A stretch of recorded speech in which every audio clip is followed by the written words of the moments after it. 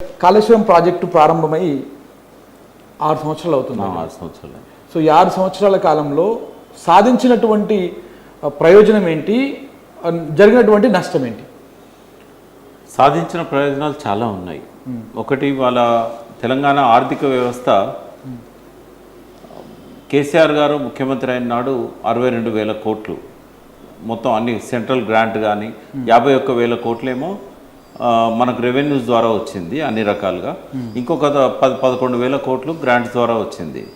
So అక్కడి నుంచి మొదలు పెడితే ఇవాళ 3 లక్షల కోట్ల బడ్జెట్ పెరగడానికి ప్రధాన కారణం కాళేశ్వరం. ఓకే, చాలామందికి అర్థం కాదు అది. రెండవది ఏంటంటే మనకు సేల్ ట్యాక్స్ ఉన్నది. సేల్ ట్యాక్స్ ద్వారా వచ్చిన ఆదాయం 29,000 కోట్లు 2014లో. ఇవాళ 1,12,000 కోట్లు జిఎస్టీ ద్వారా వచ్చేది. అందులో జిఎస్టీ 18% అయినా కూడా ఇంత పేయింగ్ కెపాసిటీ ఎట్లా పెరిగిందంటే తలసరి ఆదాయము 96,000 కోట్లు ఉండేది కేసీఆర్ గారు అధికారంలోకి వచ్చినాడు. 96,000 కోట్ల నుంచి 3.5 లక్షల కోట్లకు పెరిగింది, 3 లక్షల పైనే. తర్వాత 3,56,000 కోట్లున్న మొత్తం జిఎస్డిపి కేసీఆర్ గారు దిగిపోయే నాటికి 13.5 లక్షల కోట్లకు పోయింది, ఇప్పుడు 16 లక్షల కోట్లకు పోయింది. ఇదంతా కూడా పెరగడంలో సర్వీస్ సెక్టార్ది ఫస్ట్ ప్రధాన భాగం. సర్వీస్ సెక్టార్ అంటే ఐటీ మెయిన్గా. అది 3 లక్షల మంది ఎంప్లాయీస్ ఉన్న కాడ ఇవాళ 9 లక్షల ఎంప్లాయీస్ దాటారు. దాదాపు 1 మిలియన్ ఎంప్లాయీస్ ఉన్నారు. అంటే ఎక్స్పోర్ట్స్ 75,000 కోట్ల నుంచి దాదాపు 3 లక్షల కోట్లకు చేరినాయి. అది ఫస్ట్ కాంట్రిబ్యూషన్. మన జిఎస్టిపి పెరిగినా, తలసరి ఆదాయం పెరిగినా, రాష్ట్ర బడ్జెట్ పెరిగినా.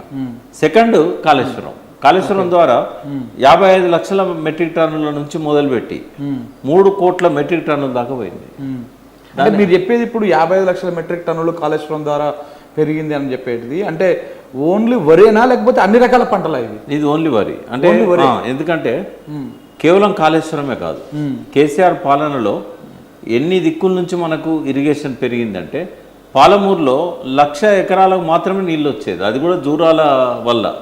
తర్వాత కొన్ని చెరువులు ఉన్నాయి, సప్త సముద్రాలు అంటారు వాళ్ళు. ఈ చెరువులు కానీ ఆర్డిఎస్ వల్ల కానీ మొత్తం మనకు 1,00,000 ఎకరాల కంటే ఎక్కువ నీళ్ళు వచ్చేటి కావు పర్టికులర్. బట్ ఇప్పుడు ఏంటంటే 10 లక్షల ఎకరాలకు ఈ కల్వకుర్తి, నెట్టంపాడు, భీమా, కోయిల్ సాగర్ ఇవన్నీ పూర్తి చేశారు. కృష్ణ మీద. ఎందుకంటే ఇది వరద జలాలు, ఇవి భీమా మాత్రం నికర జలాలు. బట్ అన్ని ఎత్తిపోతల పథకాలే, అది ఒక జూరాల తప్ప అన్ని ఎత్తిపోతలే. అయితే ఇవన్నీ కాంగ్రెస్ పీరియడ్లో కొంతవరకు అయినా కూడా చంద్రబాబు పీరియడ్లో మొదలై ఆయన ఒక 2% కూడా చేయలేదు. కాంగ్రెస్ పీరియడ్లో ఒక 40-50%, 60% దాకా కూడా అయినాయి. అయిన తర్వాత కేసీఆర్ పూర్తి చేశారు.